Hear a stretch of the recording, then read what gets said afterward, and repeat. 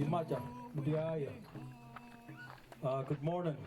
Thank you, Mr. Congressman Ruben Gallego, for visiting. Anybody want pictures then?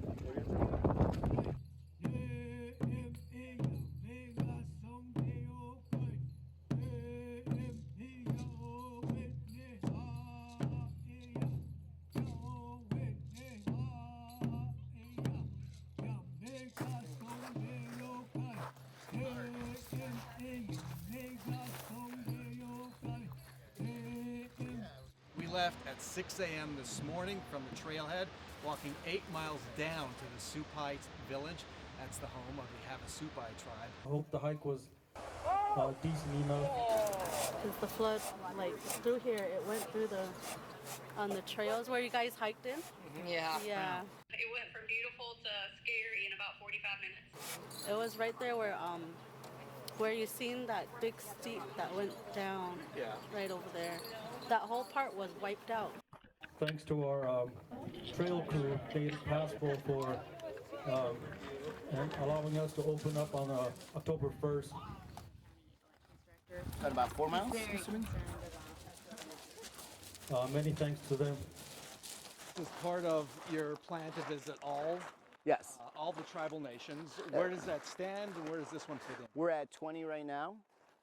With 2 more, obviously, we also want to come invited. We're not going to go just force our way onto it, but we're reaching out to the last 2 tribal nations, and I've loved it. And I've done a lot of work even prior to running for Senate with our tribal nations, but never visited all of them.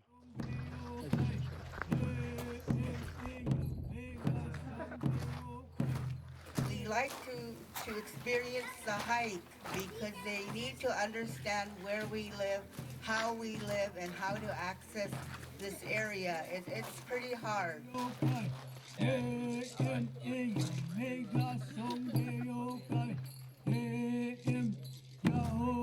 I don't want to be anywhere else. I've been there, been back, and I like it. And I want this place to be here for everyone in the future. So thank you.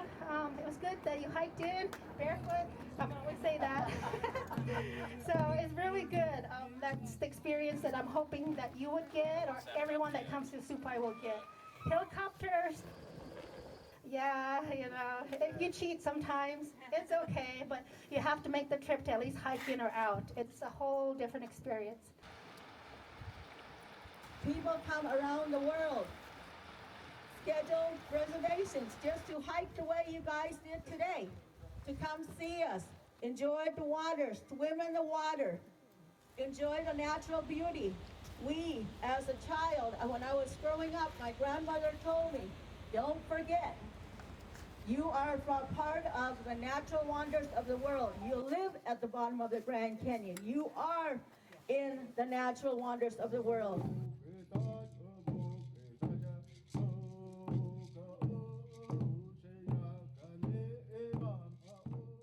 This is the most remote tribe in the country, one of the most remote places. Yes, this is definitely one of the most remote tribal nations in the lower 48. I don't want to compare us to Alaska, where you got to take some planes and dog sleds in. There's also a political piece to this. The Native American vote is a pretty significant vote in our state, especially in close elections. How important is it in this election? I think it's important in this election. I also think it's important no matter when we're doing this. And part of the thing that I think annoys me is that Democrats sometimes will only go and talk to the Native American community in the last 2 weeks of an election, versus we need to have ongoing relationships with them throughout the year. Not for political purposes, but because they're American citizens and they need to have good representation. For folks who don't know, we're going into a safe Democratic stronghold. Yes, yeah. You know how many votes Joe Biden got here? Probably a couple hundred. 50. There you go. Well, maybe we'll get 51. We're taking this hike for 50 votes. Well, they deserve to be heard.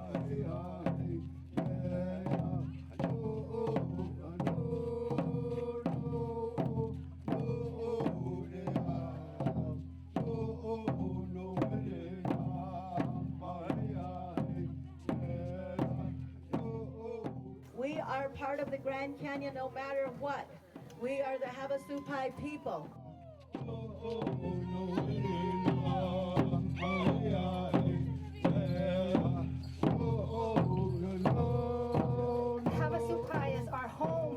also our people. This is a gem. This is a diamond in the rough. We have a diamond in the rough of the United States of America.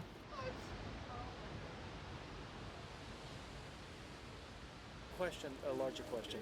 What do people up there in Phoenix not understand, or what do you want them to understand about your tribe, its land? Well, don't forget us. We're down in the hole, down bottom of the Grand Canyon. We are people just like anybody else around the world, and we don't want to become extinct, you know. And of course, we were put here by the government, confined to 519 acres at one point.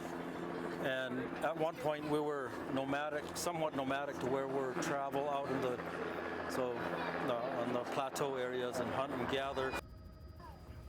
As you can see, we live in a beautiful place. We want to keep our waters clean for all future generations, all living things. The water runs through our village, and the kids and the people go swimming, and we have a pretty falls down there. Havasupai Falls, Mooney Falls, Beaver Falls, and we like to protect it. Our fight, it's been a long one since I've been in elementary school, and we're going to keep fighting. And this is a tribe that's had difficult relations Yes. with the United States government over Yes. the last century. Over the last century, and even currently right now, they have a uranium mining dispute. They're afraid that there's a uranium mine that was essentially grandfathered in that is now pumping, and they're afraid that potentially, if that mine spills, that it's going to destroy their headwater and their secret waters. We don't want no uranium mining.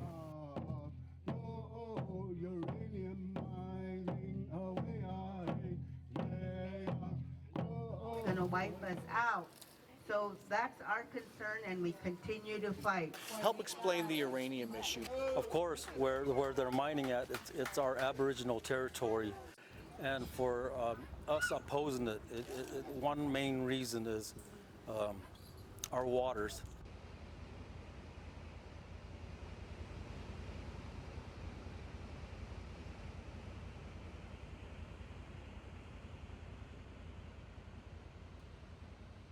It's not if, it's when it gets here. And you always say when or if it gets here. What is it? Is it the... It's the uranium contamination that we're afraid of. So we're just from the mining process? Just from the mining process.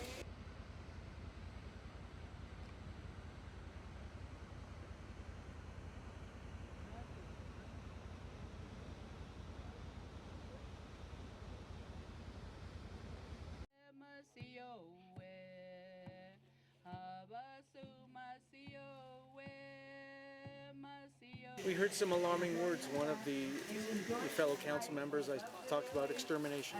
And do you agree with that? Yes, we do agree with that. And we're a small tribe.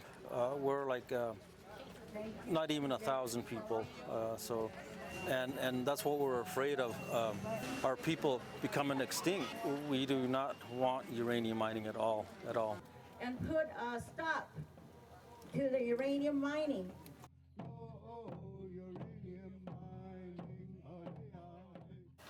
Well, water is really scarce. It's a resource that we should not waste, and we're already doing it. There's not enough that I can say to make everyone understand that it's really scary of what we're allowing to happen.